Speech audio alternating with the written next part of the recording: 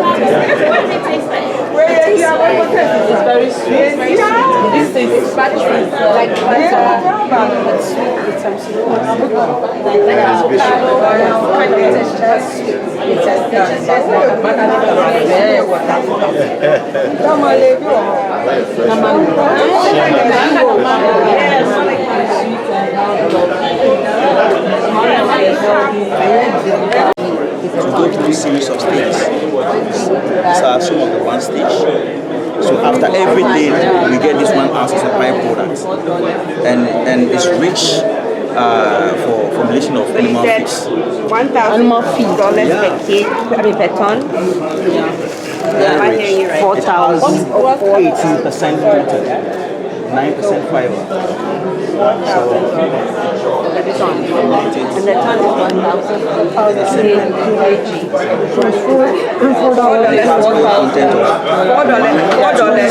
$1,000 per ton.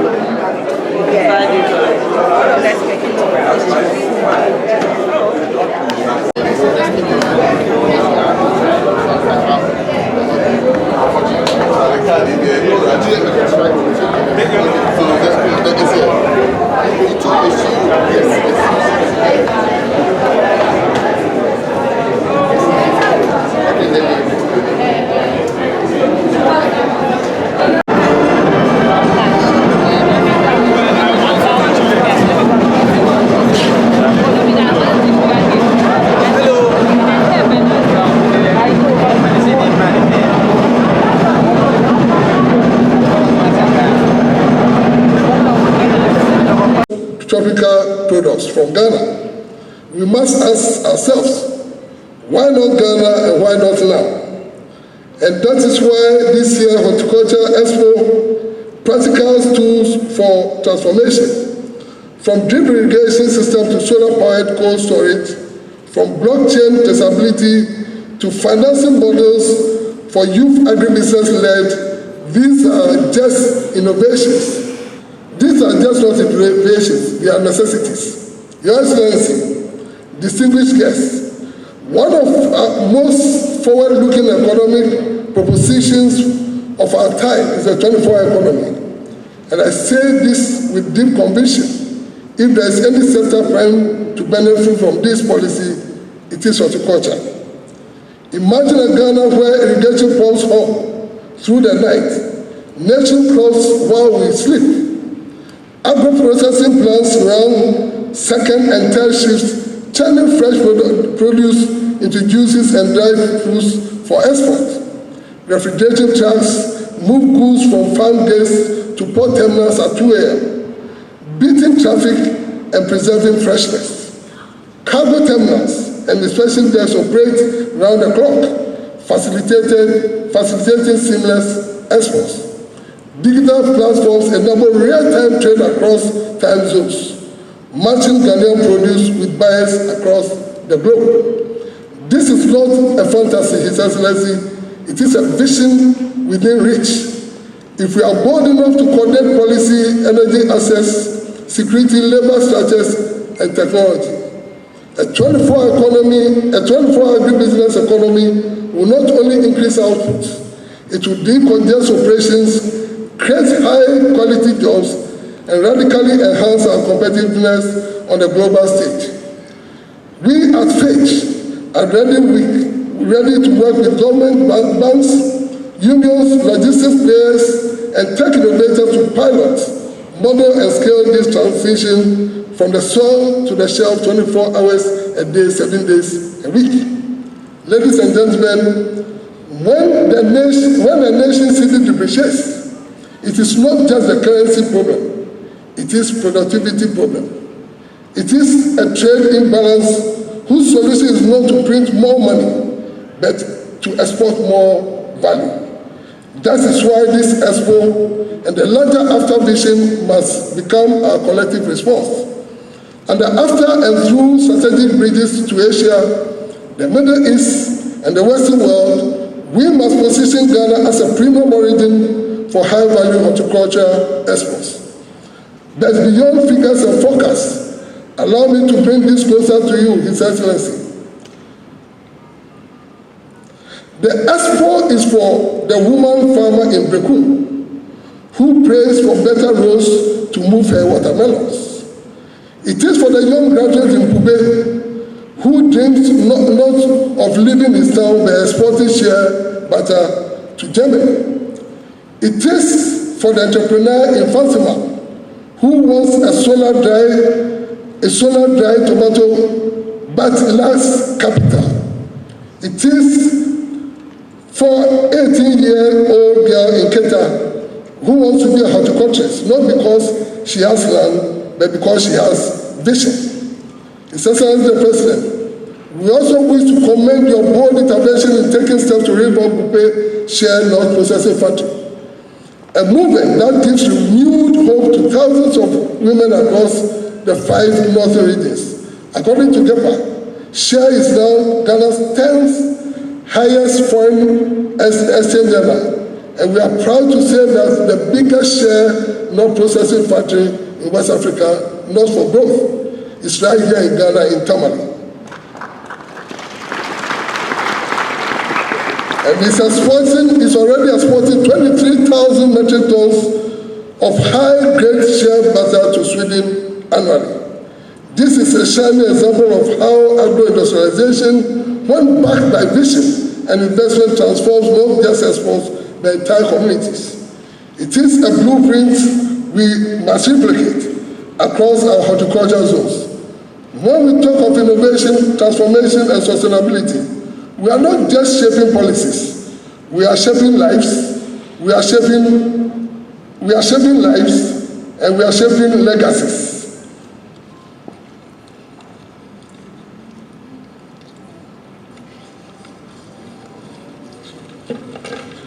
And to every farmer and processor, the youth advocate and innovator in this room, you are the heartbeat of this expo. As I conclude, let me leave this expo not with only brochures and business cards, but with resolve. Let us live with shared understanding that this moment must birth a movement to turn Ghana's growing potential into golden opportunity, a movement to grow not just crops, but capacity, to harvest not just produce, but prosperity. Let's plan with purpose, let's process with pride, let's export with excellence.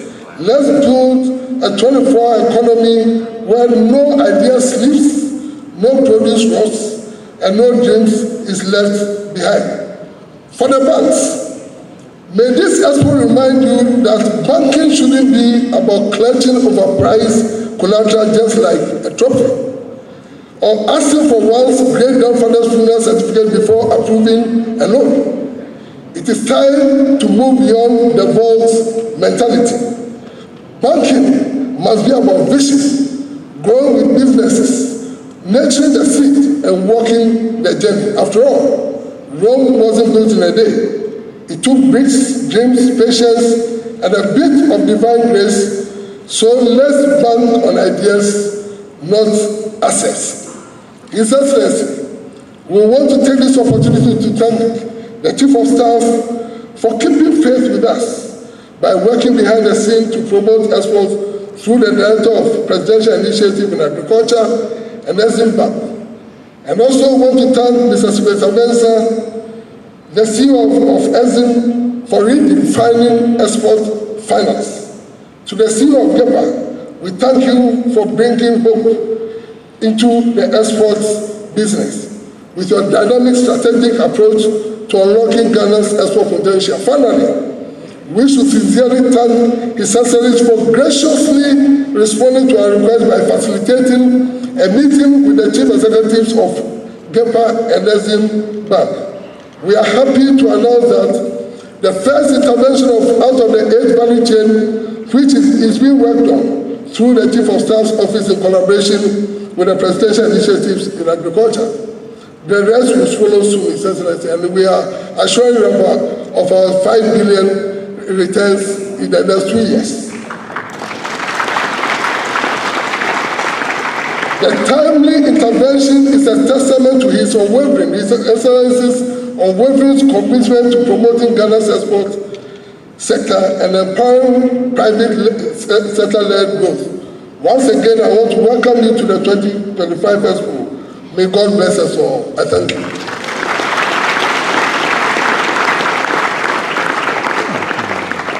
Thank you very much, Mr. Davis Kobo, President of the Associations of Ghanaian Exporters. We would now welcome Mr. Francis Kojo Kwarteng Arthur, Esquire, to deliver his address.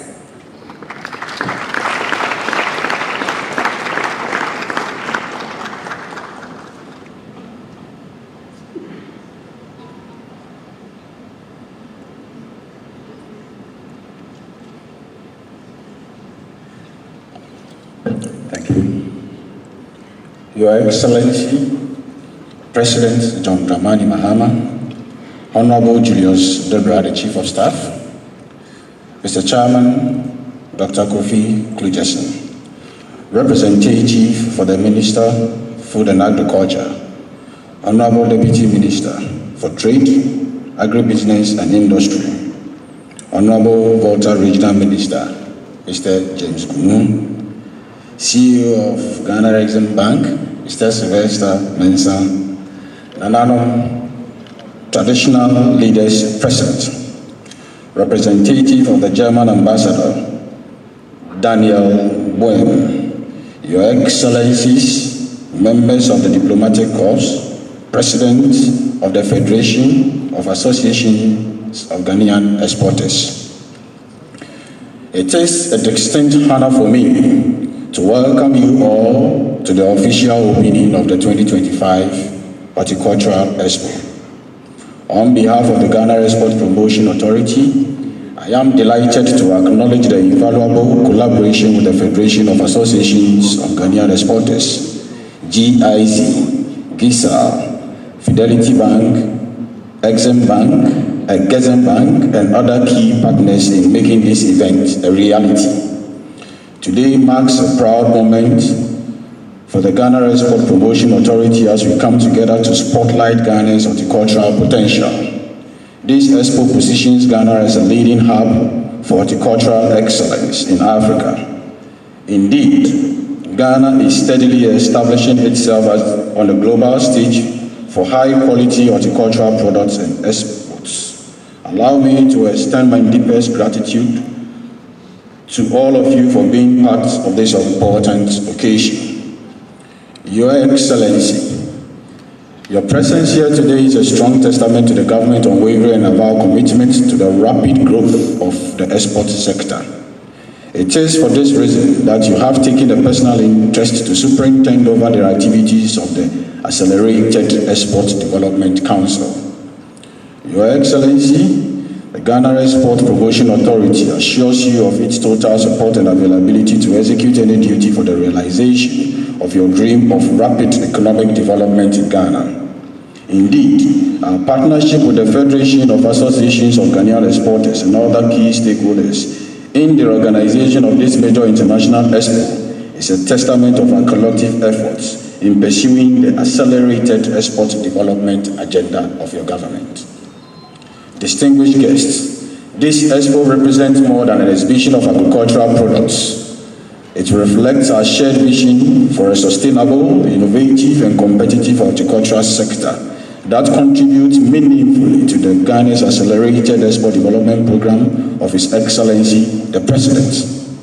The integration of horticulture into our National Exports Development Plan is a comprehensive approach addressing not only production and quality, but also infrastructure and market access, all critical to achieving the government's agenda of accelerated export growth.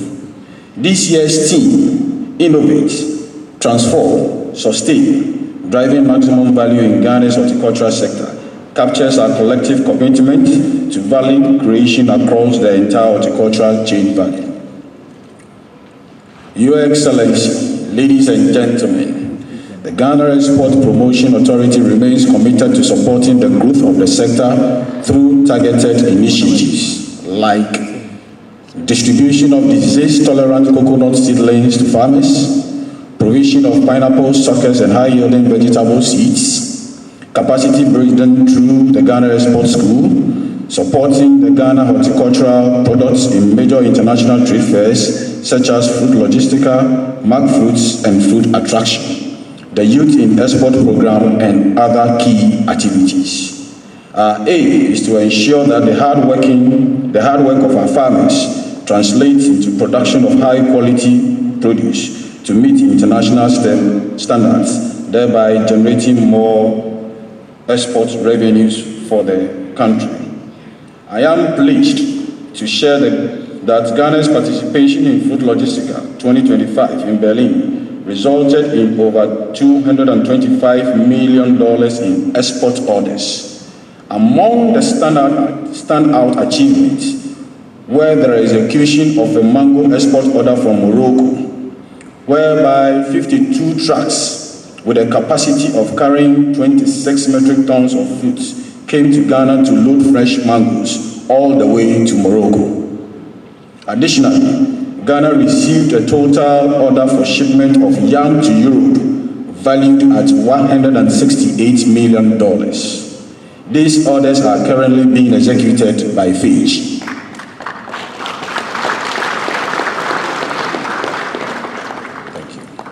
In 2024, Ghana recorded non-traditional export revenues of $3.83 billion, with the agricultural subsector contribution rising from 12.53% in 2023 to 13.48% in 2024. Agricultural export earnings increased from $494.12 million in 2023 to $515.42 million in 2024, reflecting a 4.31% growth. This progress underscores the growing importance of agriculture in our export portfolio. Over the next 3 days, this Expo will serve as a vital platform for knowledge exchange, networking, and innovation. From advanced farming techniques to smart technologies, participants will experience the full scope of Ghana's Horticultural Expo. Your Excellency, the President, the Honorable Chief of Staff, honorable members, distinguished guests, the horticultural sector holds immense promise, and as a driver of economic diversification, job creation, and foreign exchange earnings. Your Excellency, the Ghana Export Promotion Authority is collaborating with the Federation of Association of Ghanaian Exporters and other stakeholders to roll out the Youth in Export program, targeting mainly the youth in communities across the country, thereby reducing streetism in the Ghanaian economy. Yet, this potential can only be fully realized through strategic partnerships between government, the private sector, research institutions, and development partners. I am pleased to note that several partnerships will be formalized during this Expo, making a new era in the sector's growth.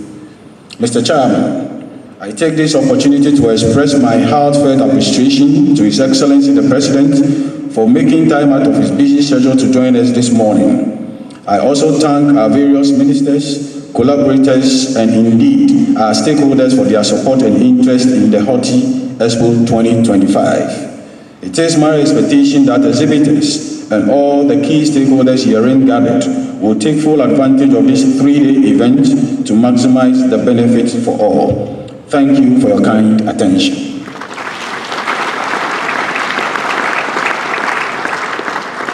Thank you very much, Mr. Kojo Kwarteng Arthur. Consultant practice headquartered in Ghana. It's a real privilege to be given the stage to make this presentation, and I'll try and make it pretty quick. The original theme that I was asked to speak to was global horticultural trends and how Ghana can take advantage. But in light of His Excellency's bold vision for our country, I decided to reframe the theme to resetting Ghana's horticulture for global opportunities. So the theme will be slightly different, but I'm speaking to the same issues. I hope that the slides are moving and you can follow. So from a global standpoint, the really 4 main trends to look out for now, as far as horticulture is concerned. The first one is that the market is really looking out for healthy organic products. So that's a big deal now. Retailers are chasing these because apart from they're being healthier, they also command higher premiums on the market. So that's a big trend now. The second one is that buyers are emphasizing traceability and certification. And this used to be a market, entry barrier, but it has now become a selling point. So if you can show that your product is traceable all the way from the farm to the shelves, that's a selling point. You command more premium. The third one is carbon intensity of production. So increasingly across the globe, global markets are putting a lot of emphasis on low carbon production. And again, the advantage here is that if you can do that, you're able to attract sustainable financing. So again, it used to be a convenient thing that some producers used to do, but now it comes with this additional advantage. The fourth big trend is what we call ready-to-eat value addition. So you can produce the whole raw fruit and export, but now buyers are prioritizing convenience. So products that have had a lot of value addition, especially those that have been pre-packaged for ready-to-eat whether it's puree or cut slice of fruits, these are beginning, if you look at the market trends, these are beginning to command more demand because people, buyers, consumers are looking for greater convenience. So, in trying to take advantage of global opportunities, there should be a backdrop for us.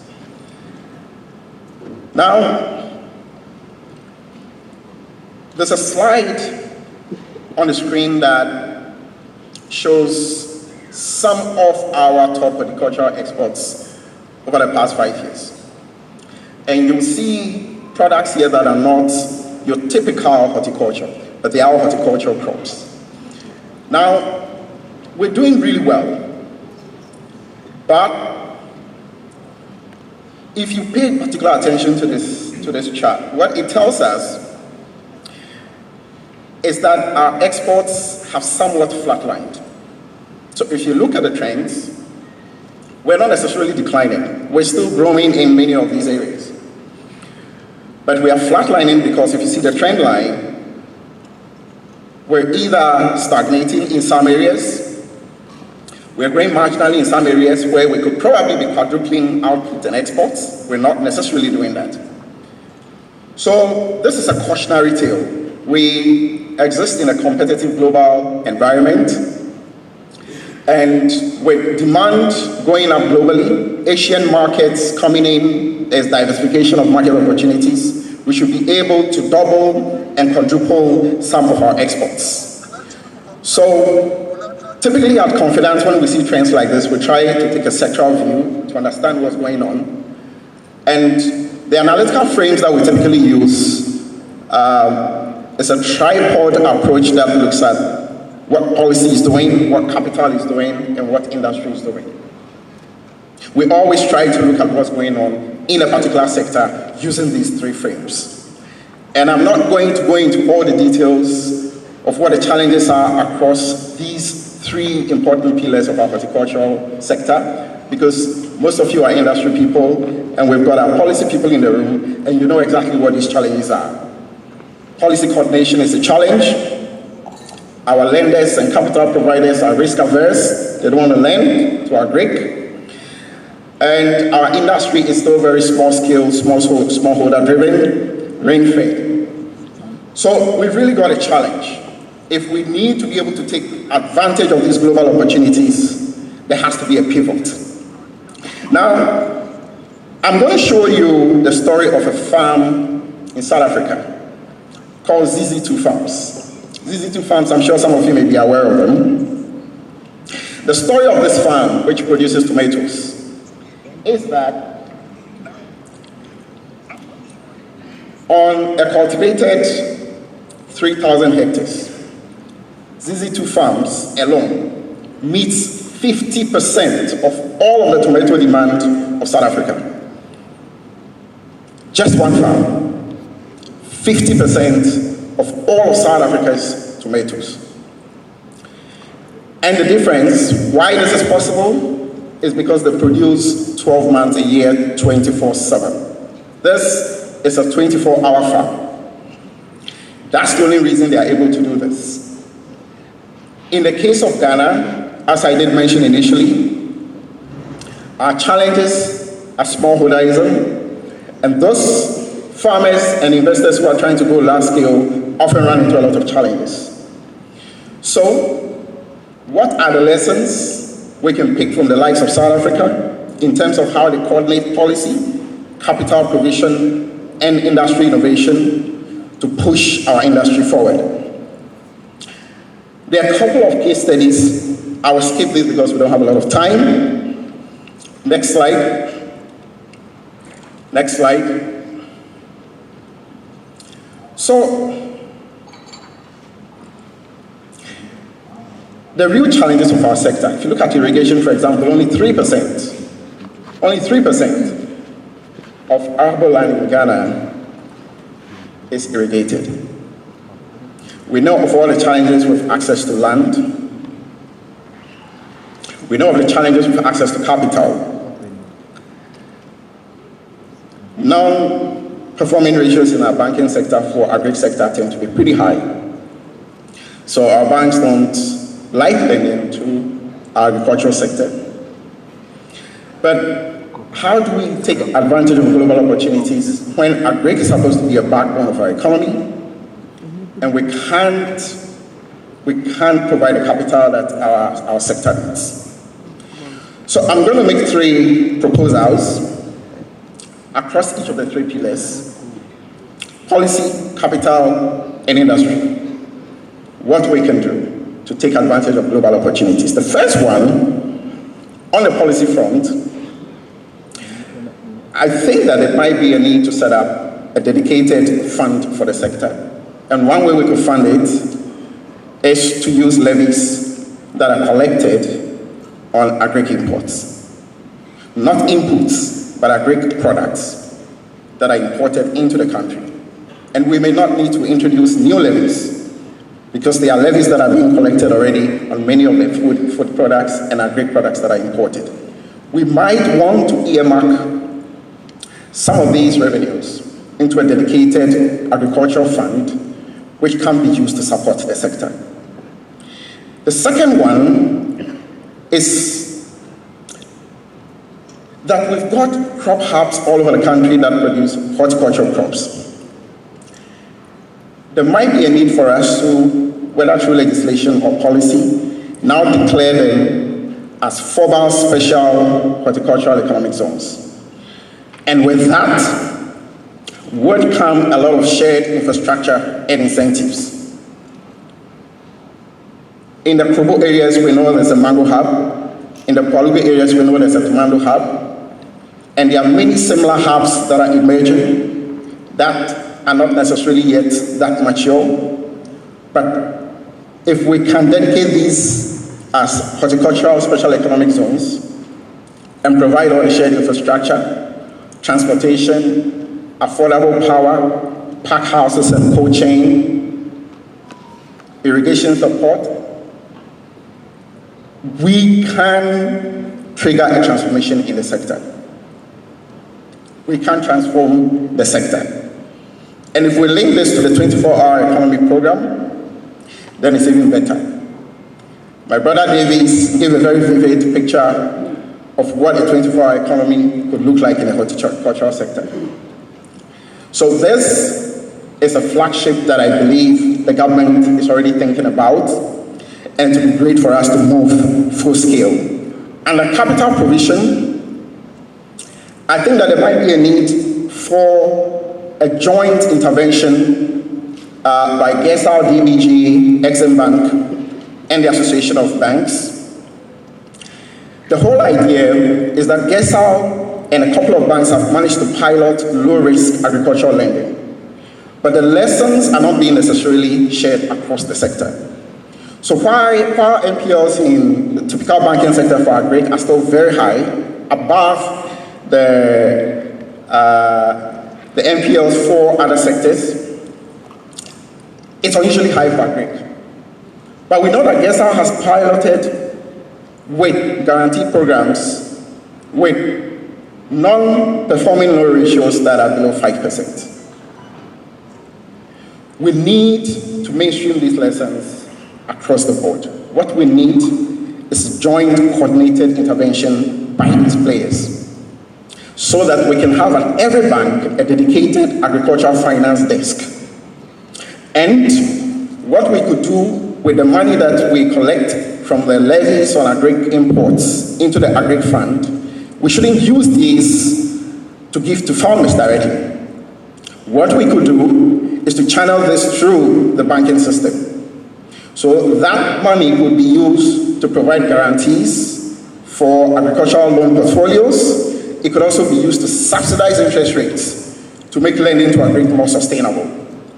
That way, we build the capacity of the financial sector to become comfortable. Once we de-risk the sector, they will take over and start providing what is required.